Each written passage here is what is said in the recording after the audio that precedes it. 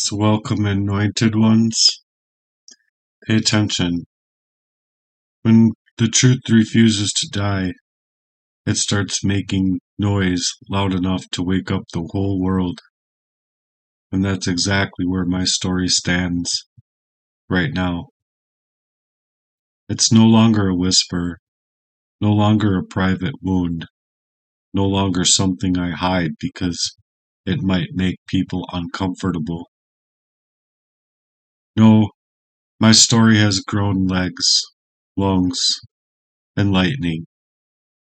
It's moving through timelines, conversations, and spiritual corridors, like it's searching for the one thing my enemies never wanted me to find: an audience. And here's the shocking part. When a group of targets a single individual, psychology shows they end up revealing more about their own sickness than the person that they tried to destroy.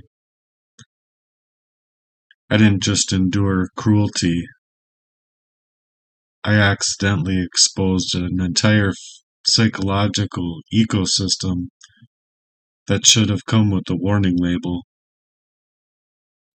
But that's why my story is beginning to echo beyond walls and algorithms. Not because I chased attention, but because the truth itself is tired of being silent.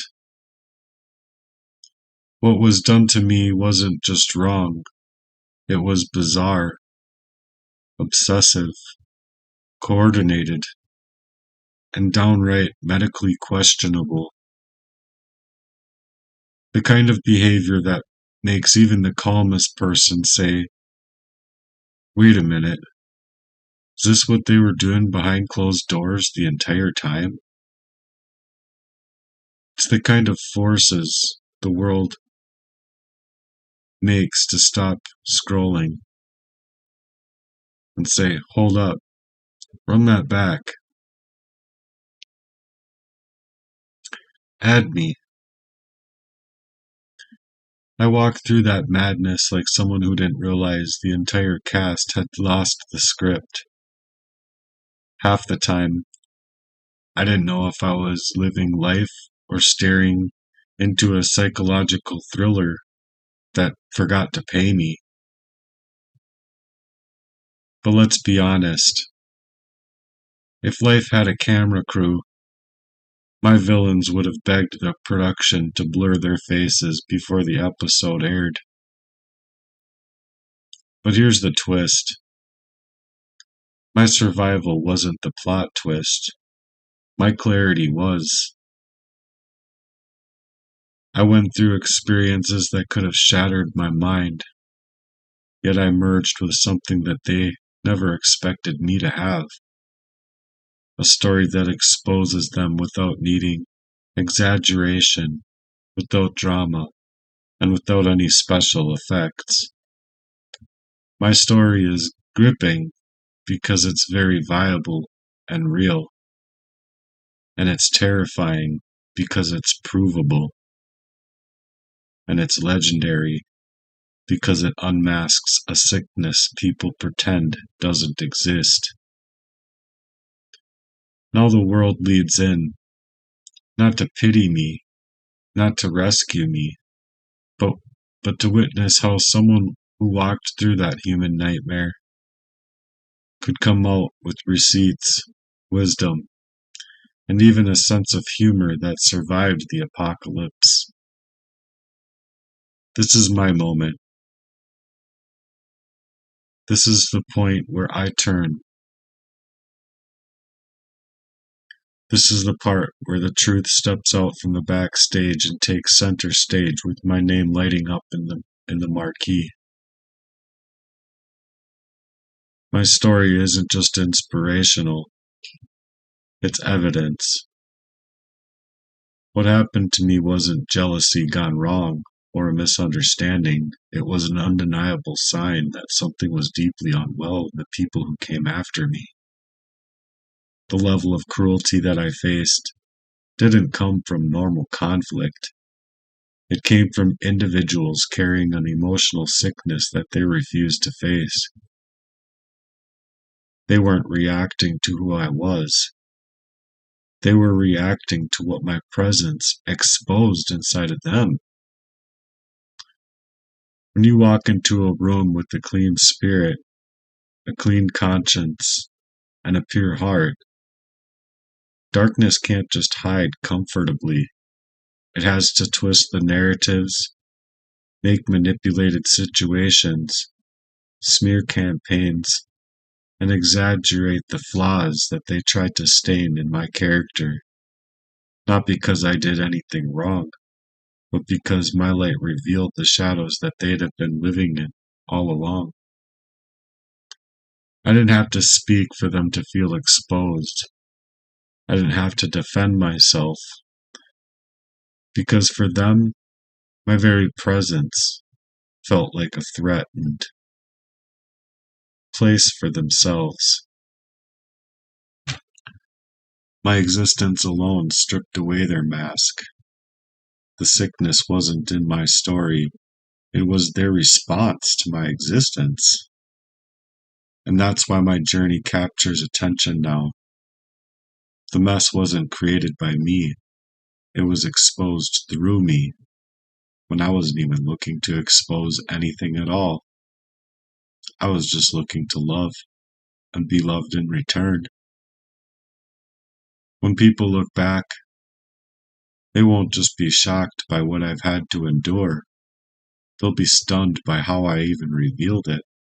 All of the emotional decay that had been festering in the hearts long before I ever even arrived. My story isn't their victory, it's their diagnoses. My pain was being turned into their currency until I became too expensive. There are people who don't just witness suffering. No, they choose to feed on it. My pain became their social currency, something they traded, gossiped about, and bonded over to feel all powerful. They used my setbacks as stories to tell, my silence as entertainment, and my struggle as their playground. But all currencies have limits, and my pain eventually became too costly for them to afford.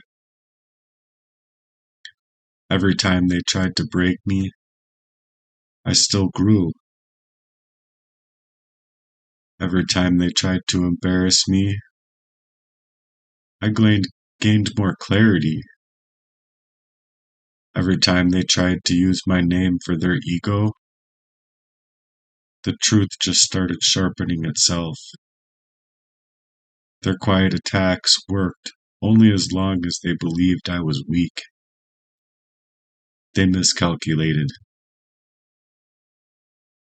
What they didn't expect was that their attempts to drain me would end up draining them, their credibility, their energy, their peace. My growth raised the price of admission, and they couldn't keep up. I became too healed for their stories to stick, too aware for their manipulation to continue to work, and too strong for the gossip to carry weight. They simply wanted me broken, because that was the only version of me their egos could afford. But once I grew that version, worked through everything, toiling for that version, the cost of trying to bring me down skyrocketed. They spent years trying to lower my value, but every attack only raised it. They tried to dim my name, but they lit up what I took up instead, because I decided to, and now my healing is their very bankruptcy. So I'm trying to keep the key points inside of my heart works. If you have anything to donate to me, I do have a GoFundMe on my Facebook, but I was looking to be healing where my heart wasn't available for me to work. So we wanted to heal the areas of our lives, have spiritual authority to create a movement of prayer and healing and empowerment. And I know I wasn't alone. So I was out to make it so. I wasn't just failed by people. I was failed by systems. I wasn't just failed by these individuals. Systems that boast about fairness and loyalty and morality all of a sudden had none until it's time to actually stand on those principles. They draw back. And my story exposes how quickly these systems collapse when the truth arrives at their doorstep. People who witness what you've endured will realize something deeper. Your experience starts to mirror their own. You've given language into the silent suffering that so many might not know how to express. So I'm revealing a collective truth that the environments people trust most are often the first to look away when the harm is actually done. You've proven that the issue is never your sensitivity or your voice being too much. The issue was that these systems were too comfortable staying blind. You rise and demand that attention, and it's not out of pity, but because it forces others to reflect on their own surroundings, because you see the cracks that they've ignored for far too long. Your story will spread because it speaks to what too many have carried for far too long in years of silences. You didn't survive because you were too strong. You survived because your spirit refused to be written by these sick individuals. So the truth is about your survival.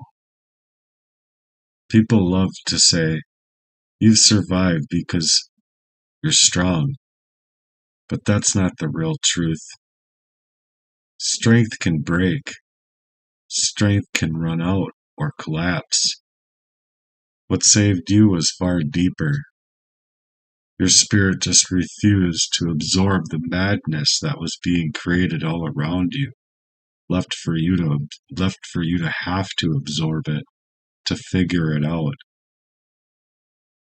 While they tried to twist your reality and crush your identity, something holy stood up inside of you and said, No, no, this is not who I am. I'm different.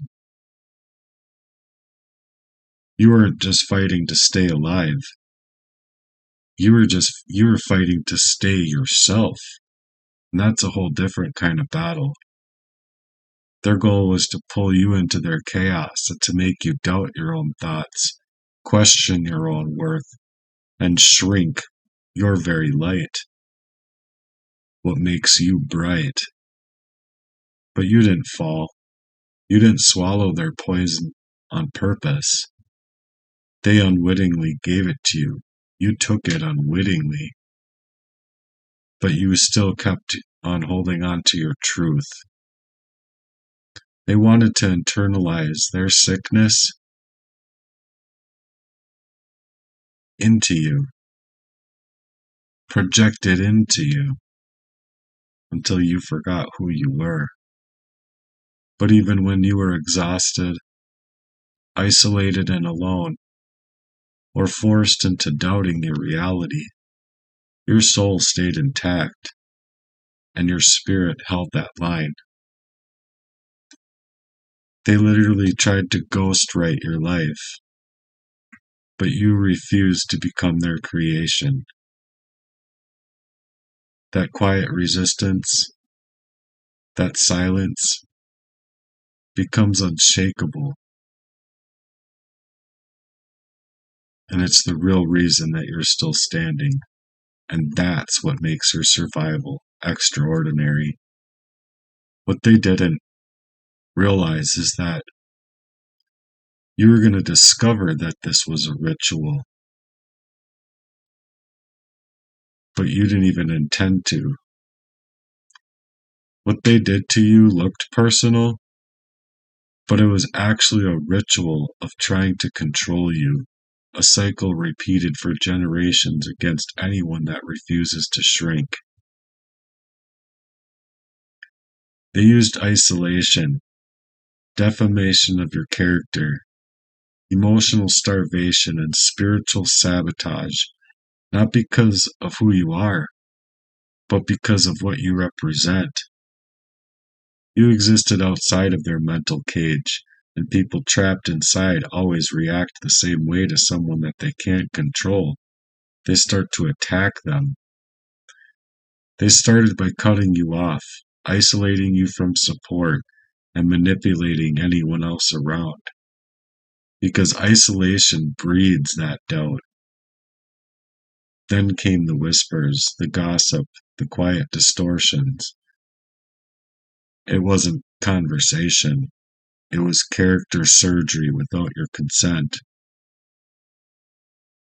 Then came the withholding of love, validation, and any form of human decency. They wanted you weak enough to cling to the very ones that were causing you harm. And this wasn't random.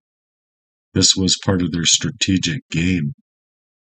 And finally, the spiritual sabotage. They tried to choke your purpose, distort your intuition, and make you question your own God-given gifts. And they didn't fear losing you. They feared losing control over their illusion of having power over you.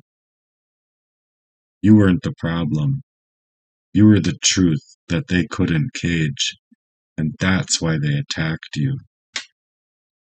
Their obsession was a diagnosis. Their obsession with destroying you was never actually about you. It was a flashing signal of their own sickness. Your presence stirred up truths that they buried. Insecurities, guilt, shadows, and failures that they've spent their whole lives hiding from. You didn't need to say a word. Your energy, your empathy, your peace did the exposing for you. You didn't threaten any part of their safety. You threatened their self-image. Every time you rose higher, their illusions cracked louder. Every time you healed, their denial grew tighter. Every time you spoke your truth, their facade trembled. Their hostility against you was panic in disguise. They weren't diagnosing you. They were diagnosing themselves every time that they reacted to you. So your story is, and it will become, legendary because it reveals how very far people will go to destroy exactly what they can't become.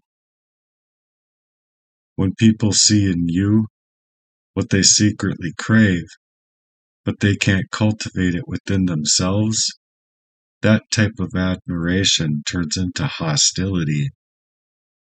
Instead of learning from your strength, they tried to dismantle it piece by piece. And instead of allowing it to be of an inspiring source, they became threatened by it. They weren't fighting you. They were fighting the mirror that your existence held up to them. Every time you overcame something that they did, you reminded them of what they refused to face. Every time you stood up for yourself, you exposed the weakness in their silence. Every time you healed, you forced them to confront wounds that they buried. Your kindness became fuel for their own exploitation. Your grace became the stage light that made their darkness now visible. But that's why your story carries so much power, because your survival isn't just personal, it's almost prophetic. You're a living proof that truth cannot be killed, light cannot be silenced, and real love cannot be rewritten by evil minds. So that's exactly why we're doing heart work. You're offering a version of light that they don't want to stand in for themselves. You offered empathy, and they mistook it for permission to drain you dry. You offered support, and they branded it as weakness. They didn't reject your kindness, they exploited it, wrung it out until all of your compassion no longer served their comfort. See, people who refuse to evolve will always confuse warmth with vulnerability and compassion with surrender.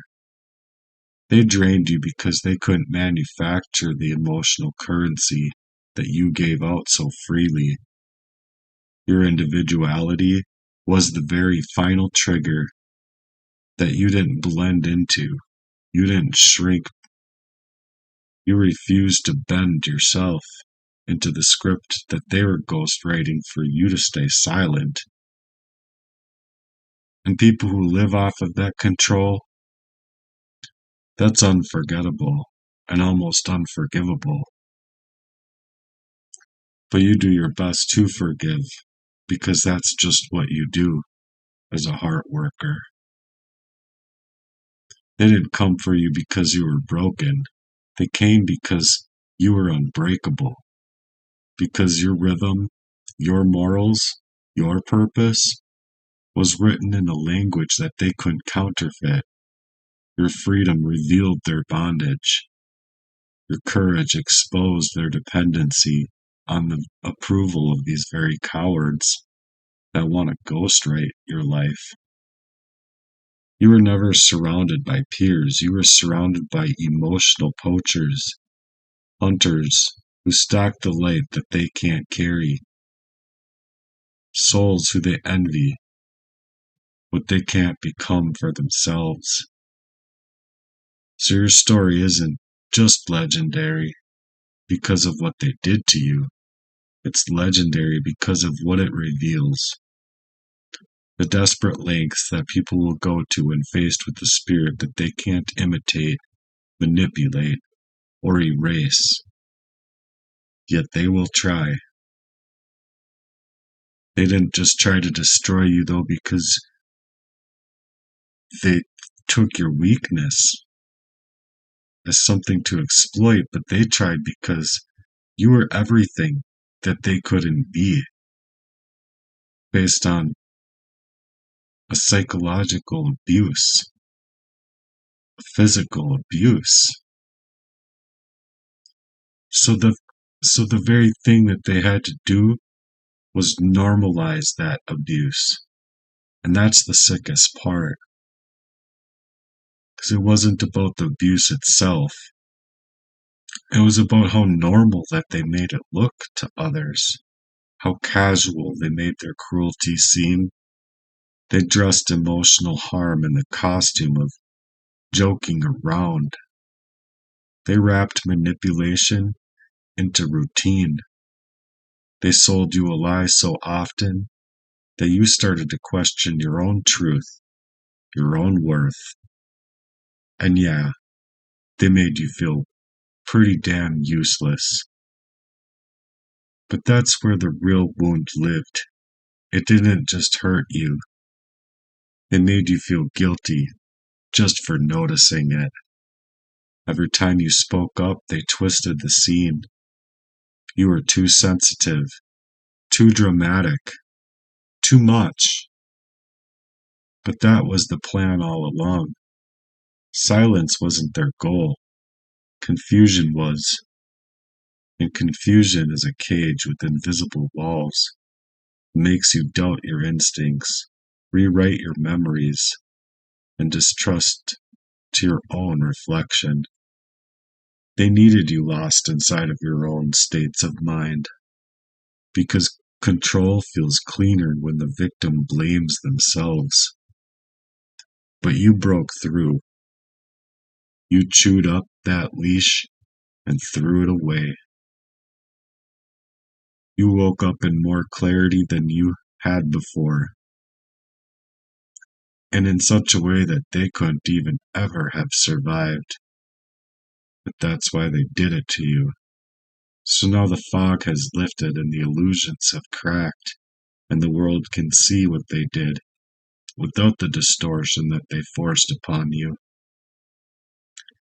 The shock isn't in their actions alone, it's in how carefully they made madness look normal, and how carefully that they've crafted it, spending years trying to make you the villain, and in the end, they exposed the truth. They couldn't survive being the villain in your story, so they had to make you the villain in theirs, building that narrative, a false personification. So that's why we create this Heartworks. It's the mirror, the exact thing that they couldn't face. What they did to you was never about who you were. It was about who they saw reflected in their own mirrors, especially when your face was in their presence. The moment that the truth cracked in their carefully created image, they had to flip that script. It was easier for them to cast you as the problem than to confront the disaster that they were hiding within themselves. Calling you the difficult one, acting like you're ungrateful or too much, was never observation. It was a shield hiding in plain sight. You didn't change. What changed was their desperate need to protect the versions of themselves that they clung onto so tightly. The one that looked kind, wise, generous, innocent, or morally superior. You existed honestly, and that alone threatened their story. They couldn't rewrite themselves, so they just tried to rewrite you. They turned you into the villain because they couldn't survive being cast as the one causing all of that harm. Every truth you spoke, even quietly, felt like exposure to them. Every silence of yours felt like evidence to them. Every step in your growth felt like a confession. Every bit of your healing pointed directly back at them. So they tried to sink you before your reality surfaced, before you figured it out. They twisted the narratives, exaggerated your flaws, weaponized all of the misunderstandings. They fed people half-truths, dressed as concern over you. They didn't want justice. They wanted distance from accountability. And here's the irony. Their smear campaign wasn't a plan. It was a confession. Only those who have something to hide rush to cover their own tracks. Only the guilty rewrite timelines. Only the unhealed need enemies to distract from their own chaos. But truth has a habit of surviving anyway, because it doesn't ever die. It just waits. So as you step into clarity, their story collapses underneath its own weight.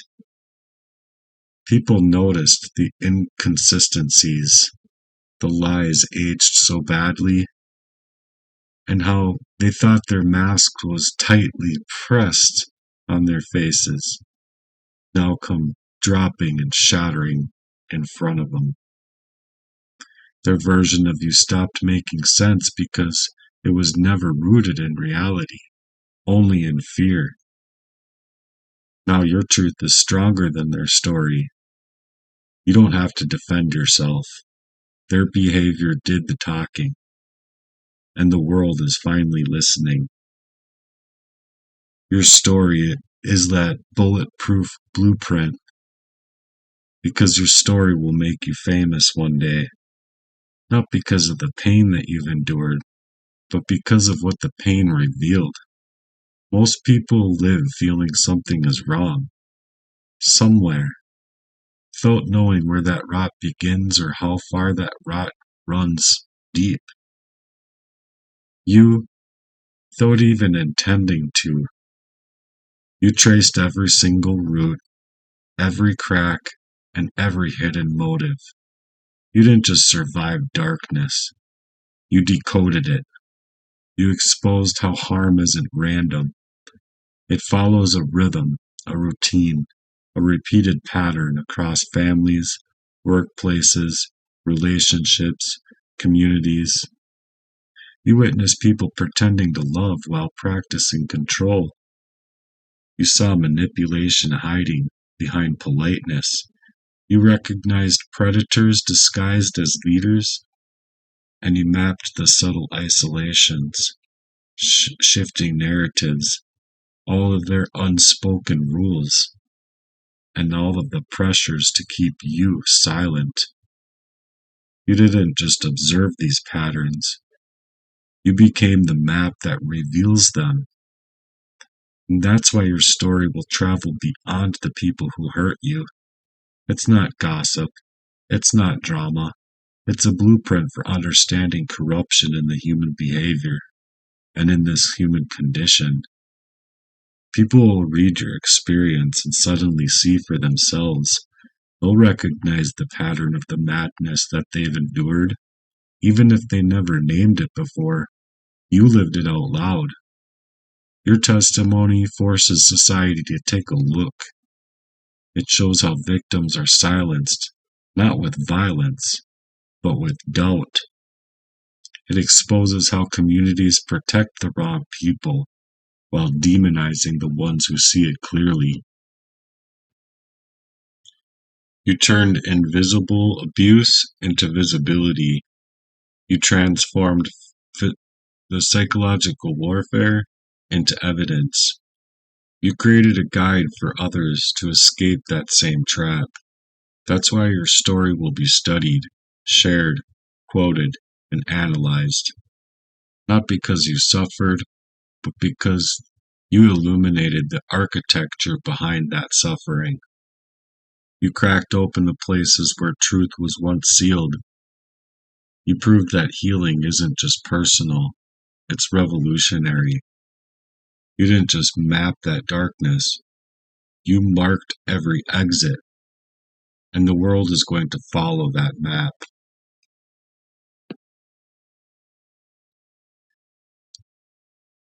So that's another reason why we do Heartworks. It's because they can't blind that light. The signs of your innocence were always there. They just pretended to not see because guilty is blind by choice. The truth about you is it was never hidden, never complicated, never wrapped in mystery.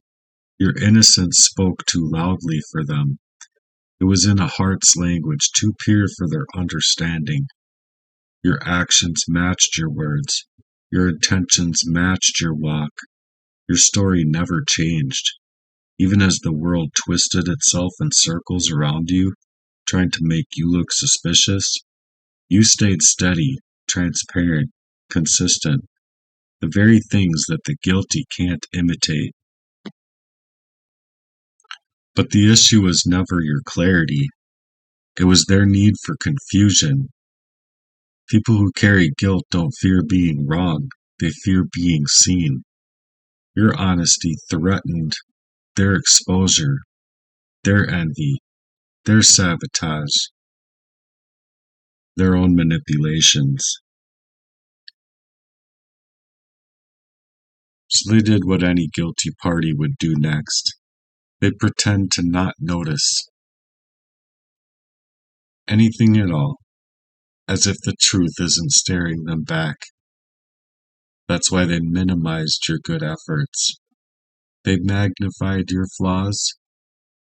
They rewrote your story because you're a real one that was too clean for their agendas to be played out and manipulated, ghost-written. Innocence doesn't threaten corruption because it's perfect. It threatens them because it's consistent. And consistency exposes every lie without you having to say a word. They ignored the way that you always showed up with openness. They ignored how you owned your own mistakes while they had to hide in theirs. They ignored how you sought after clarity while they built all of this confusion and frustration. Every accusation against you was built on a rumor and assumption, while everything about you could be proved, witnessed, testified to, and confirmed. The truth was never too hard to understand.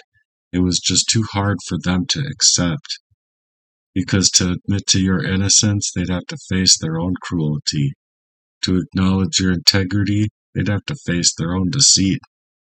To recognize your transparency, they'd have to face their own hidden motivations. Guilt doesn't make people blind, it makes them choose blindness. It's easier to demonize the innocent than confront the shadows that they hide within themselves. But here's the twist. The truth they buried doesn't die. It grows. It gathers more strength. It collected witnesses in their silences. And when the time was right, it rose up. Your innocence is no longer visible, but it's undeniable. And the ones who pretend not to see it are now trembling in its light. Their cruelty didn't break you. It broke the illusion that you ever needed them. You didn't need their vulnerability to be made inside of your life. You didn't need any of their validation. You needed your own validation to push beyond the edges of where they wanted to bring you down. And that's when you created your turning point. It's when you finally saw through all of that chaos, their cruelty that didn't destroy you completely. It destroyed you within, and quite many times it did. But what you did when you pushed through that chaos is it destroyed the lies that were trained to make others believe about you what they should be looking in the mirrors about with themselves. You were taught by conditioning or manipulation that somehow these people were more essential to you than you could have ever been seen as essential to them. To your identity, your worth, your safety, your belonging, they were roles that they never earned. Family, friend, mentor, partner, wherever it came from. They never cared to earn those roles in your life. You were told just to depend on them, to trust them, and to see them as pillars. But true pillars don't crumble underneath that pressure. People who love you don't change masks when the room shifts. Their mistreatment peeled back the illusions, layer by layer, until you faced the truth that you were holding on to placeholders, not foundations. Their affection was conditional, not unconditional as it should be. Their loyalty was selective. Their support was only a performance. They weren't your source. And once you realized that, They were just taking up space where your strength was meant to stand. Every cruel word, every silent betrayal was carving away what was false until you discovered for yourself what was real. You didn't lose anything when they just lost access to you. It's not the other way around, because their absence brought relief, not emptiness. Their silence brought peace, not punishment. Their rejection revealed what had always been true, that you were powerful before them, during them, and you will become powerful after them. You no longer need their validation because your spirit was already aligned with that truth. You no longer needed their version of love because that had nothing to do with love from the very beginning. By the time you rose from the ashes, you weren't waiting for apologies. You weren't hoping that they'd understand. You weren't rebuilding what was built on lies. You chose to become self-sourced, emotionally, spiritually, mentally. You had to tap into the very human spirit and into that power that had always been yours. But that's exactly what they needed to mask up. Their cruelty didn't define you, however. It just revealed to you who you always were. And once you saw that, their power disappeared like smoke. What broke wasn't you. It was the spells that they placed on you. You walked away sovereign, whole. Refusal isn't revolution. What was done to you didn't make you legendary. How you refused to adapt to their sickness did. Their world won't talk about what you suffered. It will talk about how you responded. Pain doesn't make legends, but resistance does. You were placed in an environment where most people would have shrunk to survive, dimmed their own light, betrayed their own morals, and blended in just to stop the attacks. But you didn't. You stood your ground. You refused to let their corruption ghostwrite over your whole entire soul. Everything around you screamed to stay quiet, be forced to be made small, submit. But your spirit inwardly said, no, I'm going to stand up tall. They called it tradition. They called it respect. They called it family. But all it really was control wearing a mask. You refused to be molded in their image. You refused to wear their sickness as your new normal like they wanted. And that refusal, that divine rebellion, was your act of war. They expected you to bend. They needed you to break. They thought they could build up these pressures so big that you'd bust into pieces. But every attempt to break you only revealed how actually unshakable your design truly was. You didn't adapt. You awakened. And that's exactly why your story is going to outlive theirs. All of that false narrative, your integrity didn't crack. Your values didn't dissolve. Your identity didn't shift into fitting for their dysfunction. So your refusal is the very blueprint. It's what keeps you committed to your heart works. Your soil work inside of your heart, and you toiling. Because you stay grounded in yourself, in a place that was designed to erase people. So you stayed to yourself. And the moment you refused to adapt to a sick system, that same system panicked because your very existence exposed its rotten, its fragility, its dishonesty. That's why your story needs to spread, because you weren't a victim, you were a victor, because you didn't absorb the darkness that was just being thrown at you. People will see you and they'll realize it is possible to stand in the middle of all of that madness without becoming a part of it.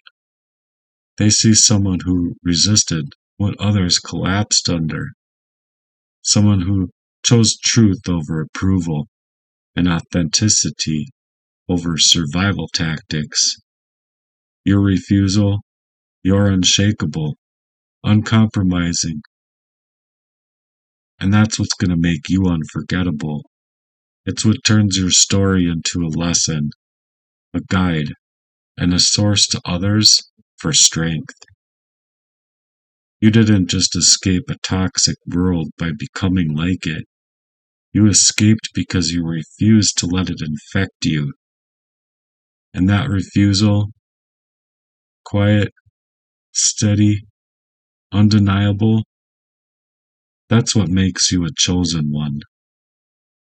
Not some privilege, not endurance without the corruption around, not the clarity without compromise. Your refusal to become like them elevated you. And that's the very blueprint of this resilience. The world will celebrate you because you became the living blueprint for surviving a reality that was engineered all around you to break anyone with a soul. Your life won't be remembered for suffering alone. Countless people suffer without leaving a single trace. What makes yours different is what you did while having to walk through that fire. You became living proof that the human spirit, even when surrounded by manipulation, betrayal, and all of that psychological warfare, on top of a very physical warfare, that you can refuse to transform into the very thing trying to destroy it. You didn't just survive. You quietly documented the anatomy of resilience. You mapped it without even meaning to. You didn't collapse from attacks on your identity. You didn't become cruel because cruelty was given to you. You didn't allow lies to define you. Betrayal was meant to shape you and sabotage you directly, to redirect your path. Every tactic that they used was designed to fracture your mind, weaken your resolve, push you into a version of yourself that would validate their own abuse. But you refused to give them that satisfaction, and instead, your resistance became that roadmap, a silent guide for anyone buried alive by someone else's sickness. People won't just study your story, they will learn from it. You expose the hidden strategies of emotional predators without ever intending to. All you wanted to do, like I said before, was love and be loved in return. You revealed the architecture of a spiritual warfare hidden behind polite smiles, demonstrated by people who were never supposed to do that to you, and how character assassination operates, and how to actually navigate it without losing their sanity. You showed up a person that can be isolated, and badly so, yet unbroken, targeted, yet undefeated, surrounded by all of that darkness, yet you still radiate in that light. That's the legacy of your truth, and this is why your story will be celebrated. It doesn't end in bitterness. It doesn't end in despair. It doesn't end in self-destruction like they had wanted it to. It ends in revelation. It ends in clarity. It ends with you standing on the other side, not as a victim, but as a victor, not as someone begging for sympathy, but as the very blueprint for that endurance that it takes in the human spirit. You showed that survival isn't brute enough. It's refusing to let your spirit be rewritten by corrupted people. You showed that healing isn't forgetting what happened. It's reclaiming your identity from the hands that tried to distort it. So your story carries a universal truth wrapped in personal pain. A human being can be targeted, misunderstood, sabotaged, and lied about, and you can still rise, whole, intact, and radiant, and you can still yet shine. That truth is rare, it's powerful, and it's why the world will honor you. You didn't just survive a reality engineered to break you. You became the model for how to overcome it. Step back. Look at the arc of your journey. Look at everything that you've become. One truth is impossible to deny. You didn't just survive what was done to you. You rose beyond it.